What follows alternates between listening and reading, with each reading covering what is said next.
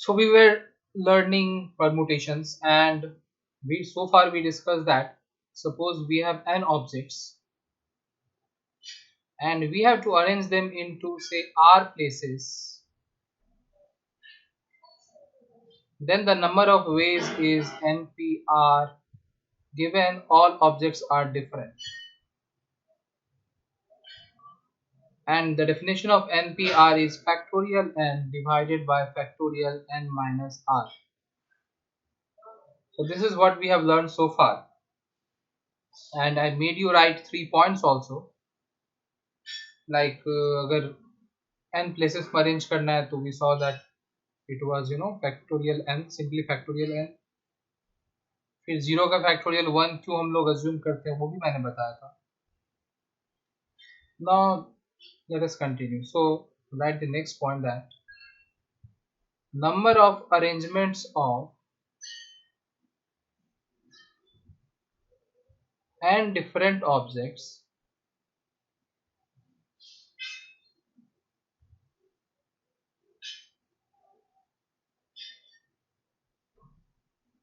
taking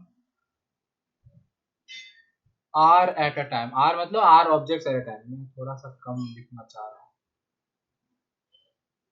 When a particular object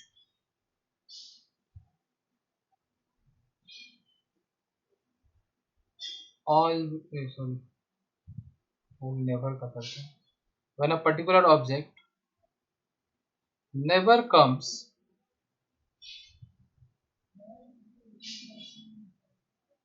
in arrangement will be. चलो देखो हिंदी में समझाते हैं, इंग्लिश में बहुत लिख लिए वो भी गंदा.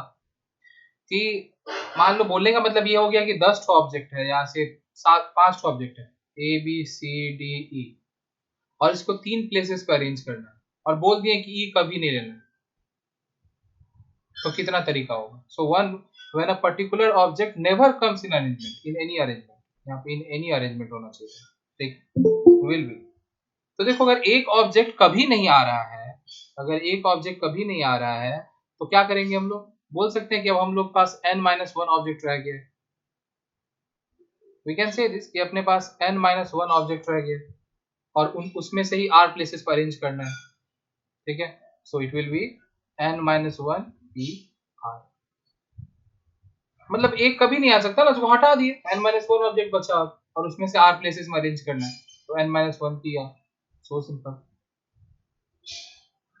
नाउ नेक्स्ट पॉइंट, एक वो पहला वाला क्या था, when a particular object never comes in any arrangement. अब ये नया कि number of arrangement of n different object taking r eight a time, मतलब ऐसा ही है when a particular object always comes in arrangement. ठीक है, मतलब बोले अगर एग्जांपल बोलोगे तो फिर से वही बात कि अगर मान लो ए बी सी डी ई दिया हुआ है, बोला है कि 4 लेटर वर्ड फॉर्म करो, ऐसा वर्ड जिसमें ई हमेशा हो, मतलब you cannot skip e from those words. I only need to know number of such words जिसमें e हो, e हमेशा ही हो. वो कहीं भी हो सकता है, यहाँ पे भी हो सकता है, इधर भी कहीं पे भी हो सकता है, पर e होना चाहिए उसको, मतलब एक पर्टिकुलर फिक्स ये होना ही चाहिए, ऐसा वाला सिनेरियो है. तो pause the video and think on your own कि क्या आएगा, ठीक है. सही सोचते तो बहुत अच्छा, नहीं सोचे तो भी बहुत अच्छा. So see, there are n objects and we have to arrange them into r places. तो मान लेते हैं, जैसे एग्जांपल ले लेते हैं सपोज कि a b c d e f 6 ठो है और इसको 4 प्लेस में अरेंज करना है, और बोल रहा है कि इन चारों वर्ड्स में ये d जो है ये होना ही चाहिए.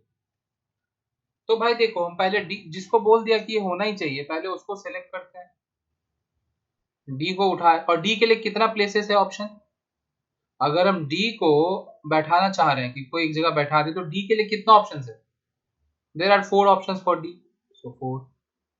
And d can be placed at 4 places. And अब क्या हो गया कि d तो आ गया और एक प्लेस भी ऑक्यूपाई हो गया, कोई भी एक प्लेस ऑक्यूपाई हुआ, हम एक को हटा देते हैं. तो now we are left with 3 places and how many, 1 2 3 4 5. So we are left with 5 options and 3 places, तो 5 ऑप्शंस को 3 प्लेसेस में कितने वे में अरेंज कर सकते हैं?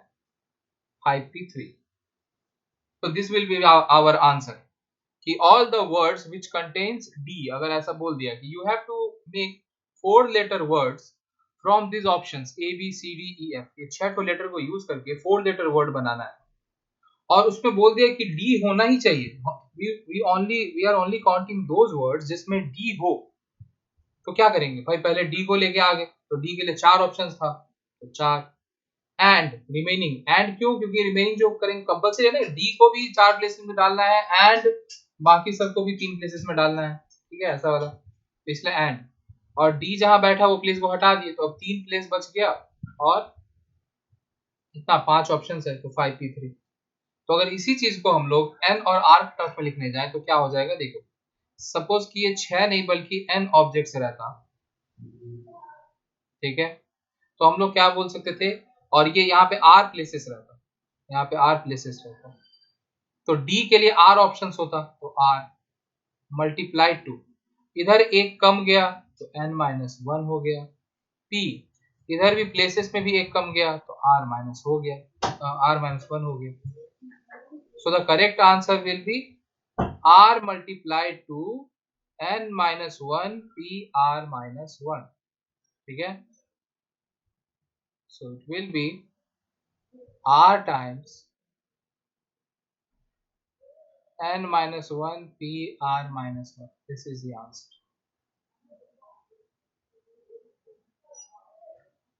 अब this is not the only answer, you can also think of it in this, अच्छा ये मल्टीप्लाई का जो साइन हम दे दिए कहीं ये ना समझ ले कि वो उससे मल्टीप्लाई, नहीं,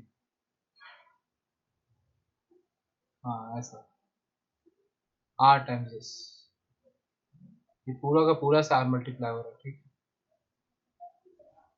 अब देखो ध्यान से, ये एक तरीका हुआ, दूसरा तरीका, हम लोग जानते हैं कि n ऑब्जेक्ट्स को r प्लेसेस में अरेंज करने के लिए टोटल कितना तरीका होता है? npr टोटल ये तरीका होता है, n ऑब्जेक्ट को r प्लेसेस पर अरेंज करने के लिए टोटल npr। अच्छा यहाँ पे हम जब भी बोल रहे हैं n ऑब्जेक्ट्स, मतलब we are talking about different objects, I am not mentioning, but since I have already said कि हम लोग हमेशा बाय डिफॉल्ट डिफरेंट का ही बात करेंगे, जब सेम ऑब्जेक्ट रहेगा या मिक्स रहेगा दैट विल डिस्कस लेटर, ठीक है, क्या आएगा चेंजेस। तो ये टोटल तरीका हुआ। अब देखो, अगर हम ये टोटल तरीका में से वो सारा चीज को माइनस कर दे जिसमें वो पर्टिकुलर ऑब्जेक्ट कभी नहीं था, ध्यान से सोचना, मतलब कि फिर एग्जांपल लेते हैं तो शायद बेटर समझ में आए कि ए बी सी डी ये 4 लेटर है, इससे 3 लेटर वर्ड फॉर्म करना है, तो हम लोग को बोले कि इसमें डी हमेशा आना चाहिए, इसमें डी हमेशा आना चाहिए, तो हम लोग ऐसे भी तो कर सकते हैं ना कि 4p3 ये टोटल तरीका है, इसमें से हम वो सारा तरीका को माइनस कर देते हैं जिस तरीके में डी कभी नहीं आता था। अगर डी कभी नहीं आने वाले को हटा दिया जाए तो क्या बचेगा? Will be left with only those word जिसमें डी आया है, D is always there. Never वाले को हटाएंगे तो ऑलवेज वाला आएगा, टोटल से अगर नेवर वाले को माइनस किए तो ऑलवेज वाला मिलेगा, ठीक है, तो ये क्या हो जाएगा? npr माइनस नेवर वाला का क्या था? n-1 p r, यही था ना नेवर वाले का भी, जस्ट इससे पहले लिखे, इसके ऊपर ही लिखे, देखो n-1 p r, तो this can also be answer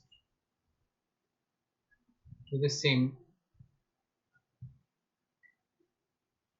ठीक है। So from here we can say that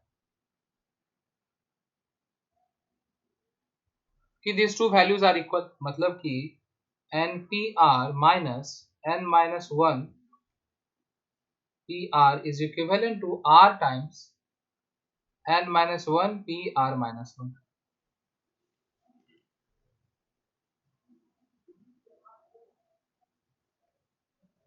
ठीक है, तो ये एक रिलेशन ही मिल गया, देखो ये you are getting it as relation.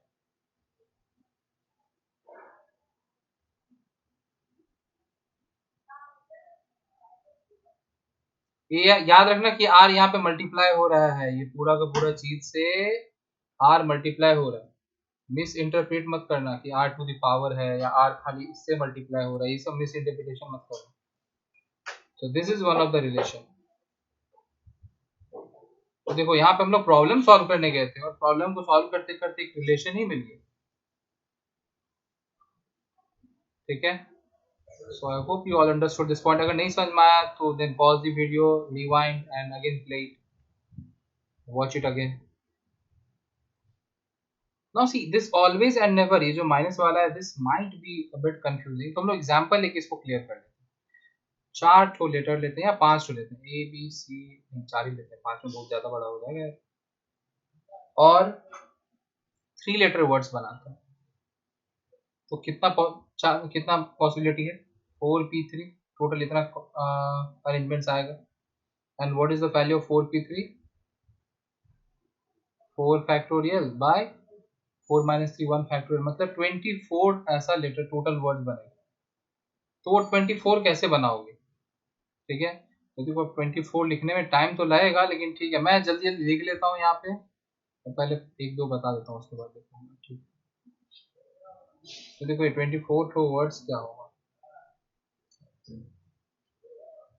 It will be, पहले ए से स्टार्ट करते हैं और इन तीनों का 6 अरेंजमेंट होगा ना। देखो कैसे, बी सी डी, फिर बी डी सी, फिर सी बी डी, फिर सी डी बी, मतलब ऐसे एक को फिक्स रखो और बाकी को चेंज करते रहो, ऐसे करके अरेंजमेंट किया जाता है। Then D B C, D C B, और सबके पीछे ए। तो ए से बिगिन होने वाला ऐसा 6 ठो बना। वैसा ही देखो, वैसे करके ही बी से बिगिन होने वाला 6 बन जाएगा। बी से स्टार्ट हुआ तो A C D, D C, then you know B, B तो स्टार्टिंग में, सॉरी बी नहीं, एक बाद सी आता है ना, सी, हाँ सी से स्टार्ट होने वाला है, D A C A D. ठीक है, और फिर डी से स्टार्ट होने वाला, डी ए सी और डी सी ए, और सबके पीछे भी इसी तरह देखो, सी से स्टार्ट होने वाला 6 ठो बनेगा। अब मैं, oops I made a mistake, actually बनाना तो 3 लेटर वर्ड था ना यार, मैं तो 4 लेटर वर्ड बनाने लग गया था, ज्यादा ही कैरेक्टर में घुस गया था। Sorry sorry sorry, so let me erase this, मतलब ये बस बता रहे तरीका कैसे हम लोग वर्ड्स बनाते हैं। चलो अब 3 लेटर वर्ड बनाते हैं।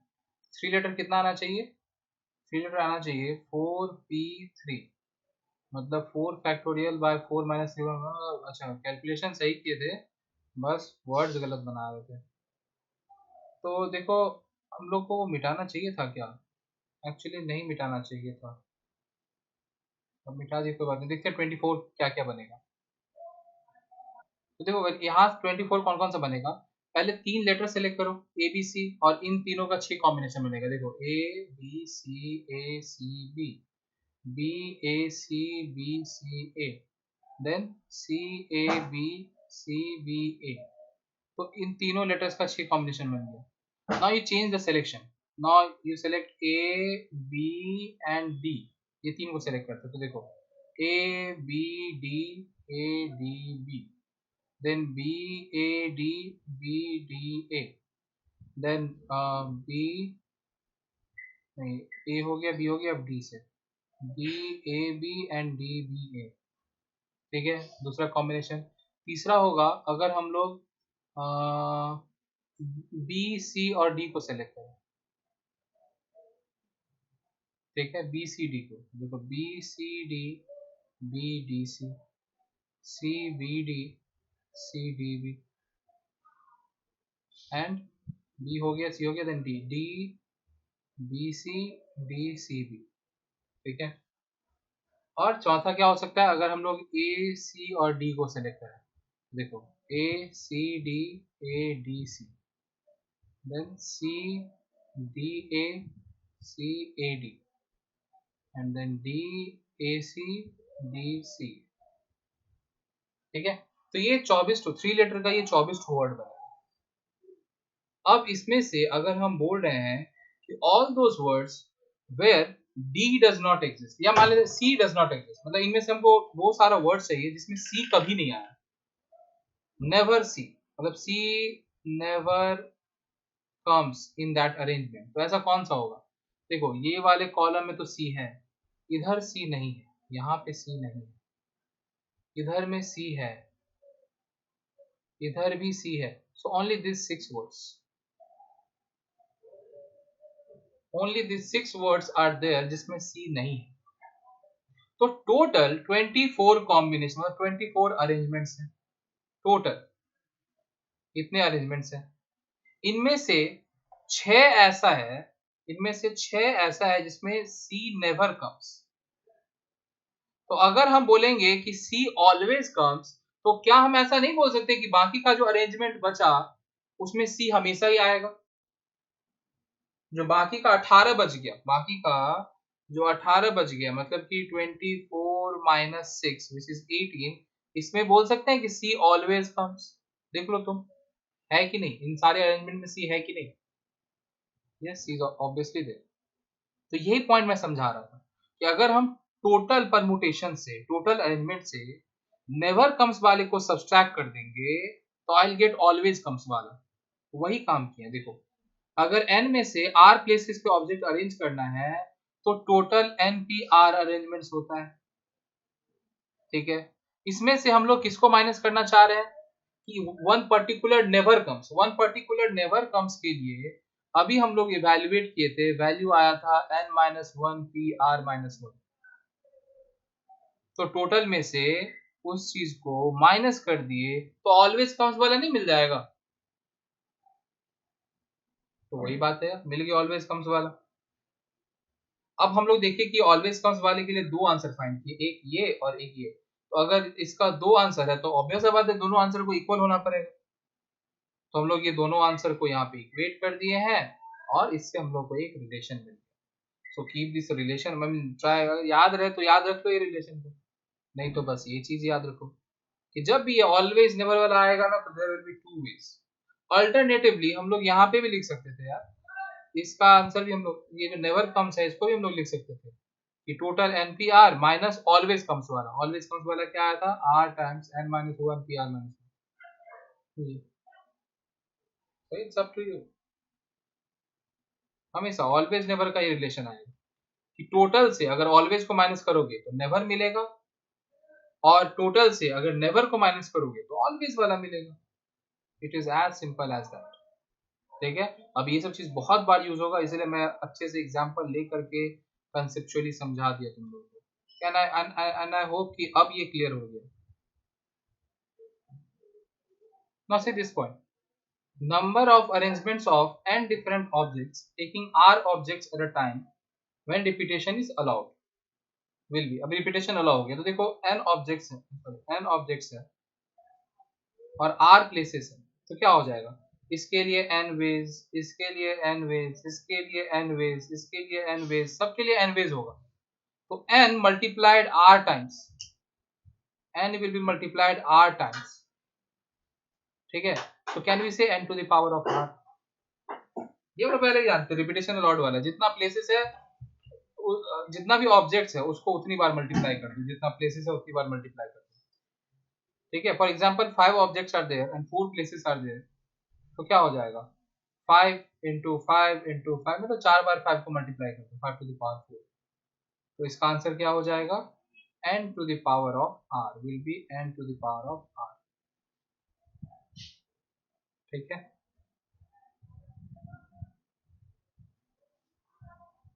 और भी हो सकता है जैसे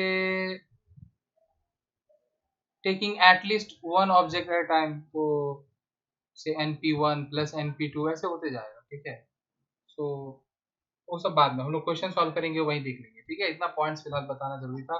ये भी पॉइंट्स तुम लोग याद, पॉइंट्स रखो ही नहीं रखो, बस तरीका याद रखो कि कैसे हम लोग फाइंड करें, बस तरीका याद रखोगे, कंसेप्ट याद रखोगे तो पॉइंट्स याद रखने का जरूरत है भी। Only you know remember this concept कि कैसे हम लोग डिराइव कर रहे हैं, पॉइंट्स कैसे लिख रहे हैं। Now will move to question section. So see, I've got this question from ML Agarwal किताब, सर बहुत महान है सर। चलो देखो ये पहला question 4.1, find the number of 4 letter words with और विदाउट मीनिंग। देखो इतने अच्छे सर लिख दिए विद और विदाउट मीनिंग, नहीं तो बच्चा लोग सोचेगा अरे यार ये OSRE कौन सा वर्ड हो गया, इससे तो मीनिंग ही नहीं। सो विद और विदाउट मीनिंग, मैथ्स कर रहे हैं इंग्लिश नहीं पढ़ रहे हैं, ठीक है। which can be formed out of the letters of the word rose and mentioned है कि repetition of letters not allowed। अगर मेंशन नहीं भी रहता तो इसका मतलब बाय डिफॉल्ट यही होता है कि repetition not allowed। तो यहाँ पे मतलब बात ये होगी कि मेरे पास देखो ये रोज में सारा लेटर्स है वो डिफरेंट ही है। So I have four options and I have to arrange them into four places. So what will be the answer? This is the answer, simple.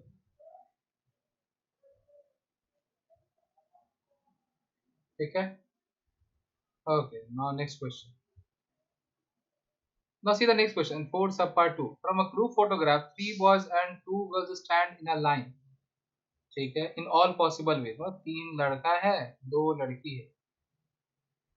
How many photos could be taken if each photo corresponds to each such element? आया तो कितना photo, वही बात यार 5 जन को arrange कर लो ना, सब अलग ऑब्जेक्ट ही है, ये मत सोचना कि 3 लड़के हैं तो तीनों सेम है, नहीं यार। I said ना human beings are treated different, they are not considered identical. So 5 objects है तो 5 फैक्टोरियल। इतना इजी से पूछेगा तो फिर मजा नहीं आएगा, ठीक है। थोड़ा सा आगे बढ़ता है, बहुत हो गया। क्वेश्चन नंबर 6 पे जाते हैं। Question number 6। Question number 6. How many 3-letter code words are possible using the first 10 letter of the English alphabet? 10 ठो लेटर A B C लिखना जरूरी नहीं है भाई, ठीक है। 10 ठो 10 में से 3 लेटर का वर्ड फॉर्म करना है। पहला बोला है कि when no letter can be repeated, so when no letter can be repeated then 10p3 is the answer, ठीक है। 10p3 हो जाएगा which is equivalent to I think so 720। तो तब 720 वर्ड्स हम लोग बना पाएंगे, ठीक है। ये हो गया उसका सब पार्ट 1, मतलब कि when repetition is not allowed. दूसरा हम बोल रहा है कि when letters can be repeated, तो इट कैन बी रिपीटेड तो क्या हो गया, 3 प्लेसेस है, इसको 10 वेज में, हमेशा यही फॉलो करना है, इसको भी 10 वेज में और इधर वाले को भी 10 वेज में हम लोग फिल कर सकते हैं। तो आंसर क्या हो जाएगा 10⁻³ मतलब 1000 words. 1000 such code words can be form, ठीक है। Question number 7। How many outcomes are possible when a coin is tossed 2 times? अब देखो यहाँ पे अगर कॉइन को हम लोग टॉस करते हैं तो क्या आ सकता है, या तो हेड आ सकता है या तो टेल आ सकता है, ठीक है। एक कॉइन को टॉस किए तो यही दो पॉसिबिलिटी है कि हेड या फिर टेल। यहाँ पे बोल रहे हैं कि व्हेन टू एक कोई एक ठोकर 4 टाइम्स वाला ले लेते हैं, 4 टाइम्स तो हेड टेल हेड। बेसिकली यहाँ पे हो गया कि हमको एच और टी को अरेंज करना है into 4 places when repetition is allowed. Because ऐसा भी तो हो सकता है ना, पहला हेड आया दूसरा हेड आया तीसरा भी हेड आ गया चौथा, मतलब रिपीटेशन अलाउड वाला केस हुआ। सो I will have to arrange H and T into 4 places and repetition is allowed। तो देखो इस प्लेस के लिए 2 ways, it can be filled in 2 ways, either H या फिर T। This can also be filled in 2 ways, this can also be filled in 2 ways, this can also be filled in 2 ways। So how many ways, 2 to the power 4, मतलब कि 16 combinations आए, मतलब 16 permutations आए। पर बार बार combination का बोल देता हूँ पता नहीं है, अच्छा लगता है सर बोलने में, ठीक है। तो वैसे अगर 2 टाइम्स बोला है तो 2 टू द पावर 2, 3 टाइम्स बोला है तो 2 टू द पावर 3, 4 टाइम्स बोला है 2 टू द पावर 4, 5 टाइम्स बोला है 2 टू द पावर 5, ठीक है। तो इस तरह से हम लोग इसको सॉल्व करेंगे। Now see, we can see the similar kind of questions. So let us move directly to question number 10, sub part 1। क्या बोल रहा है क्वेश्चन, पढ़ो ध्यान से। How many 4-digit numbers can be formed, 1 2 3 4 digit number can be formed in which all digits are different, मतलब repetition of digit नहीं allowed होगा, मतलब 5 5 ऐसा नहीं होगा। और यहाँ पे डिजिट्स कौन कौन सा यूज करना है ये बोला नहीं है, इसका मतलब I can use all 10 of them, there are 10 digits, ये याद रखना। नॉट और डिजिट नहीं होता, जीरो भी एक डिजिट है। 8 9 देखो 10 टू डिजिट है, काउंट इट। तो इन 10 डिजिट्स को ही हम लोग को यूज करना है, ठीक है। तो देखो क्या ऑप्शन है। अब देखो यहाँ पे क्या हो गया, यहाँ पे आ गया रेस्ट्रिक्शन। रेस्ट्रिक्शन क्या आ गया कि अगर हमको 4 डिजिट का नंबर बनाना है तो हम इधर जीरो नहीं डाल सकते। अगर हम ये लेफ्ट मोस्ट प्लेस में जीरो बैठा दिए तो ये नंबर 3 डिजिट का बन जाएगा। देखो if I write, see, if I write 0 2 3 4, so it is 3 digit number, it is not 4 digit number। तो यहाँ पे देखो क्या आ गया, रिस्ट्रिक्शन आ गया। जहां पे भी रिस्ट्रिक्शन आ जाएगा देन जिस प्लेस के लिए रिस्ट्रिक्शन रहेगा उसको सबसे पहले हम लोग फिल करेंगे। ध्यान से सुन लो, whenever you have a restriction then जिस प्लेस के लिए रिस्ट्रिक्शन होगा उसको हम लोग सबसे पहले फिल करेंगे, उसके बाद बाकी का फिल करेंगे। इतना देर देखो, इससे पहले जब क्वेश्चन था उसमें हम चारों प्लेसेस में हम किसी को भी कभी भी फिल करें तो कोई फर्क नहीं पड़ रहा था, because there were no restriction.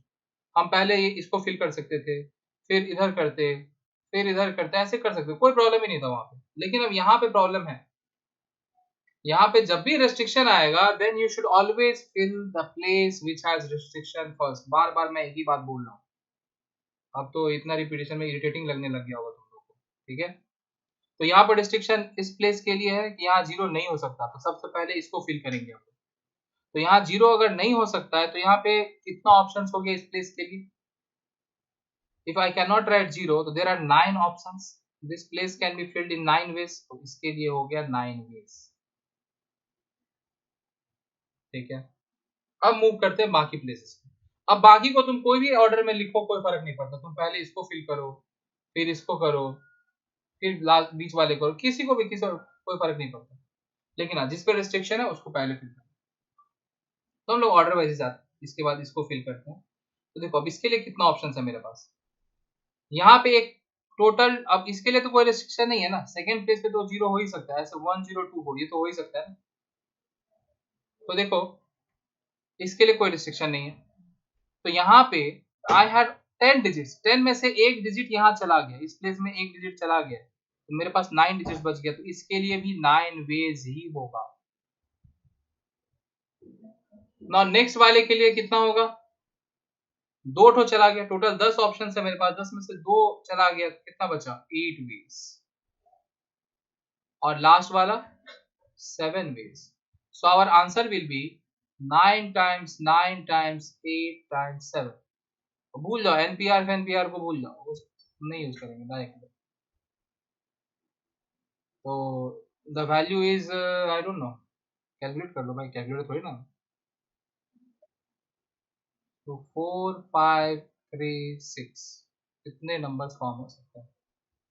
अब यहाँ पे अगर मान लो रिपीटेशन अलाउड बोल दिया रहता तो तब तो अपने को पता ही है यार, लार्जेस्ट 4 डिजिट नंबर से लार्जेस्ट 3 डिजिट नंबर को माइनस कर देते तो वैसे भी फाइंड कर सकते थे। छोड़ो, will not dig deeper into it, बाद में